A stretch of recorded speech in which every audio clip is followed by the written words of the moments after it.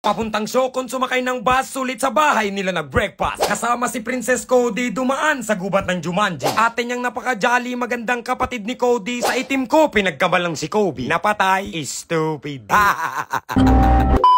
What's good, Jumagengeng? Today is the day we are going to the travel. To be our travelers, that's why we are traveling. Ha? Ano daw? Eh di wow! Ang taas na naman ng Energizer. Aba dapat lang ako na to. Go na! Siyempre, pagkainto ng bus, guys, kakain muna kayo kasi pag dire-diretso, baka ii ka sa short mo. Hindi ka naman pwede mag-pampers kasi hindi ka na baby eh. Pero baby ako niya.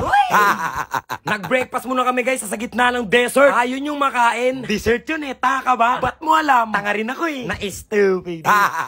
Siyempre, guys, pagkatapos namin nagpunta doon kumain, siyempre dumiretso na kami para hindi kami malate sa bus station, okay? Kasi hindi tayo pwede magstay doon ng matagal, lalo na kapag nasasaktan ka. Lovable bars, boy, stupid.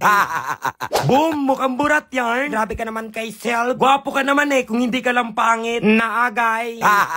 Sa tinagal-tagal namin tumambay dito, guys, ayan, napansin ko lang bakit ay natawag nila tong wanted forest. Bakit may kasalanan ba yung forest sa inyo? Ang ibig sabihin niyan, hindi pwedeng daanan kasi mayroong mga multo.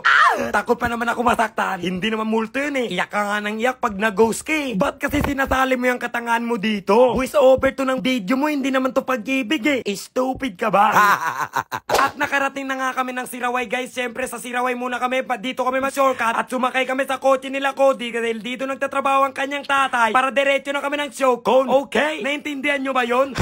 Hiningal ako dun ah. Ginusto mo yan eh. Stupid ka pala eh. Ang hirap talaga kumita ng kwarta. Kailangan ko talaga lokohin at kausapin ang sarili ko. Baliw yan. At sa kasamaang palad, guys, ayan, ang tatay niya pala ay wala. Nasa Siocon na at nauna. Nakalimutan na kami sunduin. Kaya nagsakay na lang kami ng tricycle para papunta dun sa kanila. Ang biyahe ay 30 to 40 minutes. Kaya dapat kang maghintay. Pero hindi na kita paghihintayin. Dapat tayo na ay mag-transmission. And 3, 2, 1, watching! Grabe yung kadali ah. Stupid.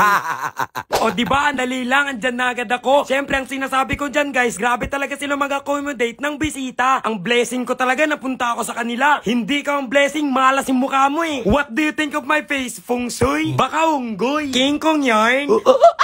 Ay, confirm. Hindi ko na nabidyoan, guys, napasundo namin kay Boyax at nagpunta din ang mga SK dyan sa Siocon. Siyempre dahil may event, matik yan pag kami ang in-invite, magko-concert talaga kami. Kakanta kami ng sayaw. Paano mo yung nagawa? May kanta nga na sumunod sumayaw ka sa aking takdang panahon eh. Siyempre, guys, yung mga nalaman at mga kapitbahay nila, nagpa-picture na agad pagkatating pa lang namin. Si Boyax kasi gabi na dumating eh. At siyempre, dyan kami matutulog sa kwarto ni Cody. Dapat matutulog na kami. Natok ako ni Cody. Sabi niya, bukas ang ganap natin, magbibili tayo ng tinapay tsaka iinom. Sabi ko, natural lang yun ah. Stupid ka ba? Eh di good night. Masayang ungas basta may bagong palabas. Bye-bye.